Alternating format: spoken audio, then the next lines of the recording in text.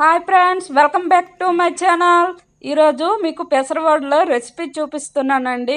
వాటి తయారు విధానం చెప్తాను. పెసరపప్పుని 2 అవర్స్ బ్యాక్ నానబెట్టుకొని కడిగేసుకొని కొద్దిగా పచ్చిమిర్చి వేసి రుబ్బుకున్నానండి. తర్వాత కొద్దిగా చిన్న చిన్నగా కట్ చేసుకున్న ఉల్లిపాయలు, అల్లం తరుగు, కొద్దిగా కరివేపాకు వేసుకున్నానండి.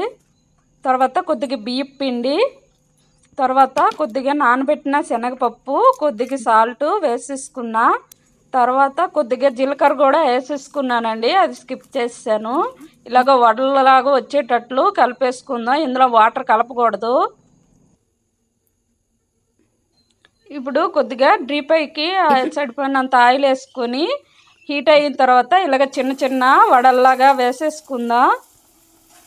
అలాగ చిన్న చిన్నగా వడలు వేసేసుకుందామండి. రెండు వైపులా బాగా వేగే వరకు రెండు వైపులా ఇలా తిప్పేసుకుందాం. బాగా బ్రౌన్ కలర్ వచ్చే వరకు వేగనిద్దాం. ఎవరైనా కొత్తగా మా ఛానల్లో చూసినట్లయితే please share, like and subscribe చేయండి.